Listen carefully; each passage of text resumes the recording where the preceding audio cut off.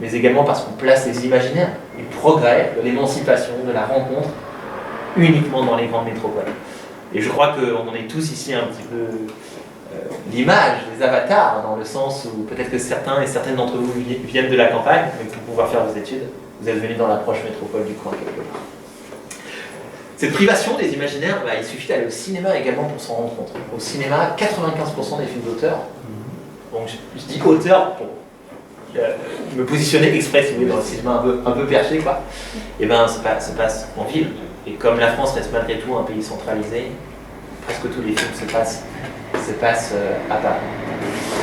Et puis si vous voulez, il y a Foucault qui disait ça de manière très belle. Il disait que, Michel Foucault, il disait que le système capitaliste fait qu'on se considère aujourd'hui nos propres personnes comme des entreprises, avec leurs points forts et leurs points faibles, et considérer nos personnes comme des entreprises, c'est également les positionner là où c'est le plus intéressant pour nous, à savoir positionner nos corps là où c'est le plus intéressant pour nous, à savoir dans les grandes villes.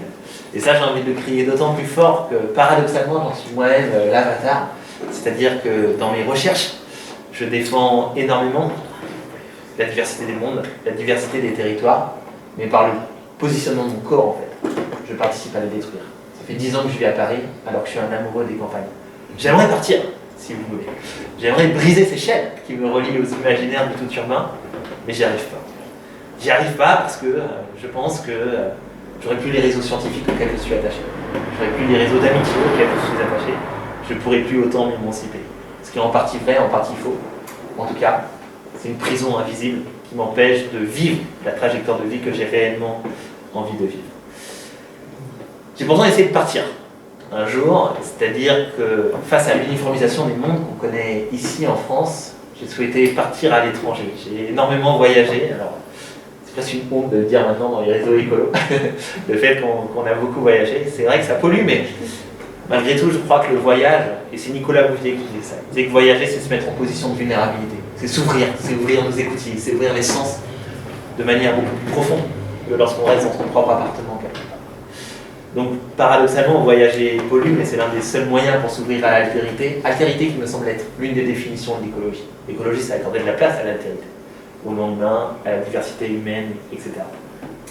Et j'ai eu la chance d'énormément voyager, et malgré tout, dans mes voyages, bien sûr, j'ai rencontré des gens super, des cultures charismatiques, des paysages incroyables, mais j'ai aussi vu cette même uniformisation des mondes, en fait, qui se passait en France ailleurs. Pourquoi ? Parce que le système capitaliste est également un impérialisme, c'est-à-dire qu'il s'impose partout, dans tous les espaces, dans toutes les sociétés, et a tendance à régir ces espaces par ces codes-là. Vous savez, il y a quelque chose qui m'a marqué, c'est qu'on trouve dans le monde entier 3 choses. En alimentation, qui me semblait être quelque part les avatars du capitalisme. Le premier, je crois que j'ai entendu, du Coca-Cola, on le trouve partout.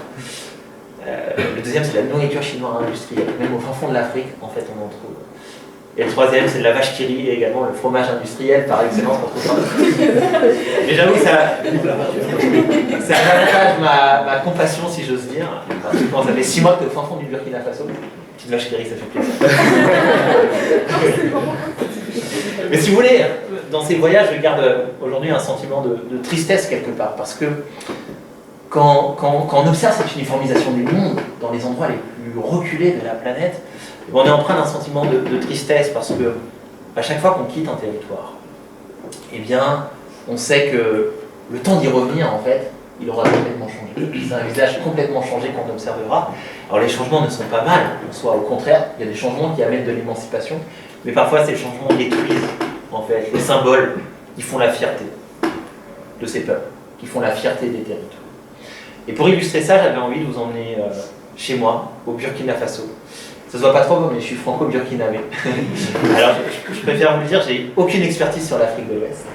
Mais vous savez, on est tous composés d'identités plurielles, et parmi ces identités, je crois qu'on a des identités imaginées. Vous savez, c'est des imaginaires qu'on aime, qui nous regardent un peu par-dessus l'épaule et qui guident nos pas, même si on est loin d'être des experts de ça. Et chez moi, au Burkina Faso, au nord, dans le Sahel, eh bien, s'impose sur les marchés locaux, ici, là-bas, à Gorom Gorom, une ville, du lait industriel, du lait en poudre qui vient des Pays-Bas. Ce lait en poudre est vendu à des prix complètement déloyaux par rapport au lait qui est trait par les populations peules, qui sont par l'histoire des populations nomades, des populations qui ont toujours vécu pour et par leurs troupeaux, quelque part. Alors l'histoire aurait pu s'arrêter là, comme souvent, c'est-à-dire que ce lait industriel aurait pu s'imposer, si vous voulez, sur la diversité des pratiques agricoles du Burkina Faso, du Sahel en l'occurrence, et les Peuls, éleveurs en tout cas, se seraient orientés vers d'autres métiers comme c'est souvent le cas. Pourtant l'histoire ne s'est pas arrêtée là. C'était sans compter sur la fierté des peuples Peuls quelque part. Pour ceux et celles qui connaissent l'Afrique, les Peuls sont connus pour ça un peu, être un peuple très fier, très charismatique d'ailleurs, dans son exercice corporel, dans ses façons de parler, dans ses façons d'être. Et les Peuls du coup se sont mis à manifester contre ce lait en poudre. Et pour ça ils ont utilisé un objet particulier que je voulais vous montrer ici à l'écran, que sont des calebasses. Alors les calebasses en fait c'est un outil qu'utilisent les femmes, en fait c'est une courge qu'on creuse, qu'on sèche, qu'on utilise comme récipient, et que les femmes mettent sur leur tête pour transporter le lait, et vendre le lait sur les marchés, ou vendre le lait de porte à porte. Pourquoi c'est beau, quelque part, d'utiliser cet objet pour manifester contre ce lait en poudre? Eh bien c'est parce que les calebasses ne sont pas qu'un seul objet, si vous voulez, c'est pas qu'un ustensile chez une communauté Peul, c'est un objet de relation. Dans le sens où pouvoir élever des vaches dans un milieu où c'est du sable, dans un milieu où l'eau est pauvre, dans un milieu qui est rude, dur, et ben ça demande une très fine connaissance de l'autre, de la vache en l'occurrence, une très fine connaissance du Sahel, du cycle des saisons, du cycle de l'eau, des connaissances qui se structurent par en fait des générations qui dépassent de loin une seule vie humaine quelque part. Donc en fait, ce que mettent les Peuls en résistance quelque part en manifestant contre ce lait industriel, c'est pas juste en fait leur pratique agricole, c'est toutes les relations qui les lient au désert, qui les lient au cosmos, qui les lient aux vaches, qui les lient à leurs ancêtres. Autrement dit, les mettre en résistance, si vous voulez, la diversité de leur monde face à l'uniformité du nôtre. En revenant en France, eh bien, ces expériences à l'étranger m'ont fait changer un peu de point de vue. C'est-à-dire que je me suis dit, et si toutes les crises sociales et environnementales qu'on connaissait aujourd'hui étaient liées en fait à une crise de l'un, L', et si en fait l'uniformité des mondes était la pire chose qui pouvait nous arriver. Et j'essaie de creuser en fait de quoi était liée cette uniformité. Donc on l'a vu un petit peu à travers l'aménagement du territoire, mais je crois qu'en fait c'est quelque chose de beaucoup plus profond. C'est quelque chose qui est lié à une façon philosophique de voir le monde qu'on a hérité, je crois, de l'époque des Lumières. Une dualité entre nature et culture. Vous savez, c'est Descartes qui disait ça. Descartes disait que l'essence de l'être humain, c'est de penser. Et pour cela, il n'a besoin d'aucune chose matérielle ni immatérielle. En disant ça, Descartes il a déconnecté les gens des territoires. Il a dit que l'humain n'avait pas besoin des relations, en fait, qui l'entouraient pour pouvoir s'émanciper, pour pouvoir penser le monde. Or, lorsqu'on s'intéresse à l'anthropologie et à la géographie, eh bien, on observe que tout est relation quelque part. La pensée des Lumières, qui a caractérisé les modèles politiques dans lesquels on est ancré aujourd'hui, ne sont qu'un avatar de la pensée. C'est-à-dire que quand on lit Claude Lévi-Strauss, par exemple, quand on lit Philippe Descola, mais aussi quand on fait des expériences de vie, tout simplement, ben on voit que tout est relation. Dans le sens où les communautés changent les milieux, au même titre que la façon dont les milieux impactent les communautés par le climat, le sol, va modifier leurs croyances, va modifier leurs symboles au fil du temps.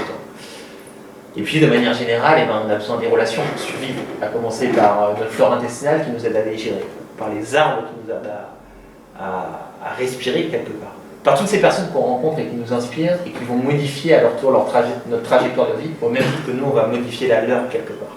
Nous sommes intrinsèquement des êtres relationnels quelque part. Et d'ailleurs, c'est quelque chose que nous avons en commun avec le non-humain, car le non-humain également est un être relationnel par excellence. Il y a Corinne Pelluchon, une philosophe, qui dit ça. Elle dit que quelque part, vivre, c'est nécessairement trois choses. C'est nécessairement vivre par tous les êtres qui nous permettent de survivre tout simplement. C'est-à-dire que sans elles et eux, on n'existerait pas.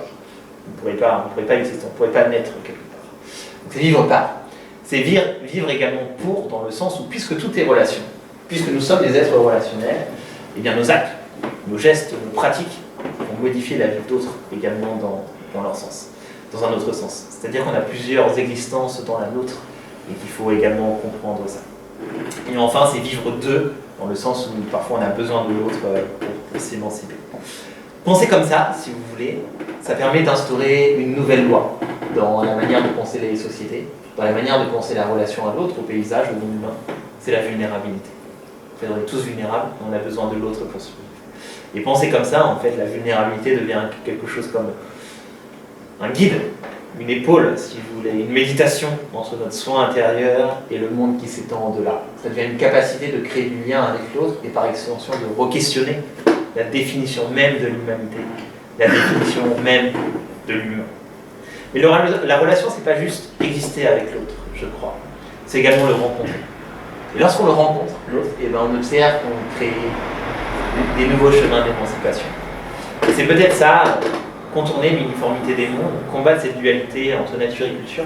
C'est pas juste crier au monde, si vous voulez, nous vivrons avec l'autre. C'est crier au monde également, nous créons avec l'autre, qu'il soit humain ou non humain. En anthropologie, en géographie, vous savez, 1 plus 1, ça n'a jamais fait 2. La rencontre, elle donne un résultat qui est largement supérieur à la somme des parties. Je dis souvent cet exemple, il est très basique, mais c'est parce qu'il fait référence à mes expériences personnelles aussi. J'ai toujours vécu en meute au sens littéral du terme. J'ai toujours eu 7-8 chiens à la maison parce que ma mère faisait pensionnat canin quand j'étais petit. Du coup, je vivais je vis toujours avec des chiens. Et si vous voulez, un humain plus un chien, ça ne fait pas 2. Ça donne un résultat qui est largement supérieur à la somme des parties. L'amitié rajoute un 3. Les souvenirs rajoutent un 4. La volonté de passer du temps ensemble rajoute un 5. Ça crée de l'espace lorsqu'on modifie son appartement, lorsqu'on modifie son jardin pour pouvoir accueillir l'autre. Ça crée du temps lorsqu'on aménage son emploi du temps pour pouvoir passer du temps avec l'autre. Ou du moins qu'on devrait aménager son emploi du temps pour passer du temps avec l'autre. Autrement dit, ça crée un monde qui est propre à ces deux individus. Vu ce qu'il est possible de faire entre deux êtres, imaginez tout ce qu'il est possible de faire, si vous voulez, à l'échelle des écosystèmes, avec une multitude d'humains et une multitude de non-humains. Et je dirais, même d'un point de vue un peu plus théorique, que penser la rencontre défige également les communautés, défige les êtres. On a eu tendance, autant dans l'histoire de la pensée que dans les politiques publiques qu'on a portées, à mettre les territoires sous cloche, à mettre les communautés sous cloche, à mettre les non-humains sous cloche. Et d'ailleurs, pendant longtemps, y compris, je crois, l'écologie scientifique, n'a pensé que le non-humain qu'à la lumière, si vous voulez, de sa biologie et de sa morphologie. Mais tous les travaux en éthologie nous montrent qu'il y a également des individualités chez le non-humain. Une manière d'être en relation qui diffère d'un individu à l'autre au sein de la même espèce, et qui, du coup, il faut comprendre également cette manière d'habiter des non-humains pour pouvoir entrer en relation avec eux. Et dans l'humain, un exemple très concret, l'anthropologie, pendant longtemps, a mis les communautés sous cloche.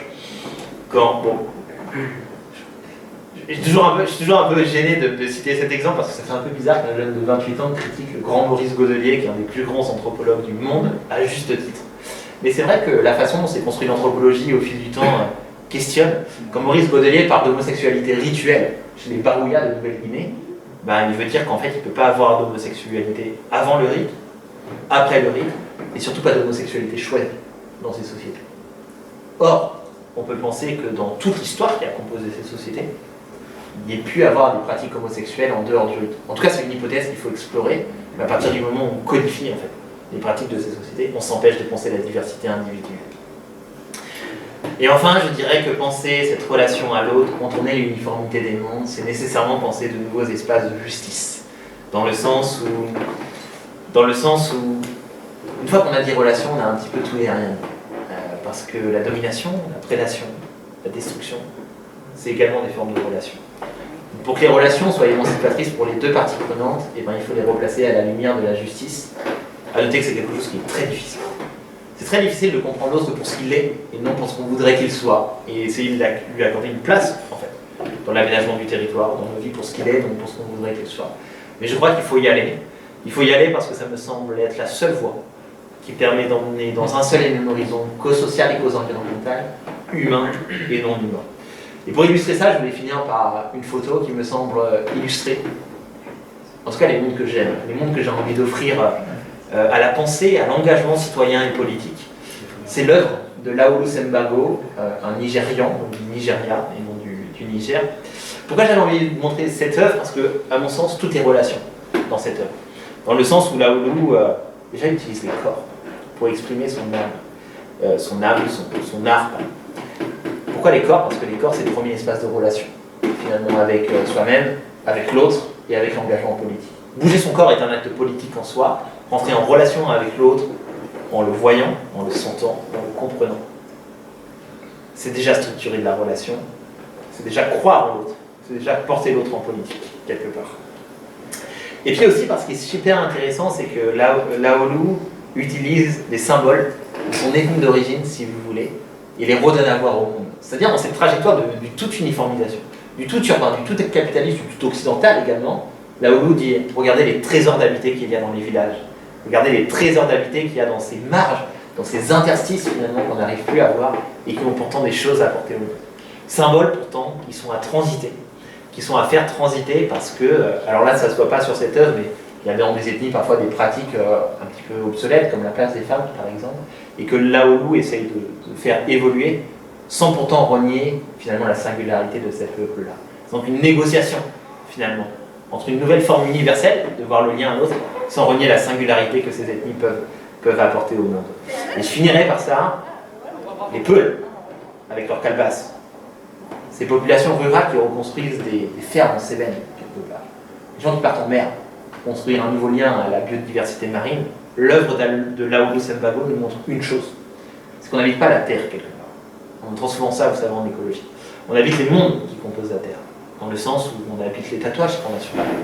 On habite l'héritage que nous ont laissé nos ancêtres. On habite l'autre. À Montpellier, on habite l'autre, qu'on l'aime ou qu'on l'aime pas d'ailleurs, qu'on le veuille ou qu'on ne le veuille pas, on habite l'autre. On habite l'histoire de Montpellier, on habite la couleur de la terre de Montpellier, la couleur des bâtiments de Montpellier, etc. On habite les symboles qui étaient la guerre et les symboles qu'on a envie de laisser aux générations futures. Humains comme non-humains ont ceci en commun d'ailleurs, quand on s'intéresse à l'habité des humains. Et je crois que c'est le monde-là, en fait, qu'il faut porter en science, qu'il faut porter en politique, qu'il faut porter dans l'aménagement du territoire, dans l'engagement citoyen. Autrement dit, ça demande de redéfinir peut-être ce qui fait écologie scientifique et politique, c'est-à-dire construire un monde qui puisse abriter plusieurs mondes. Voilà, je vous remercie de votre attention.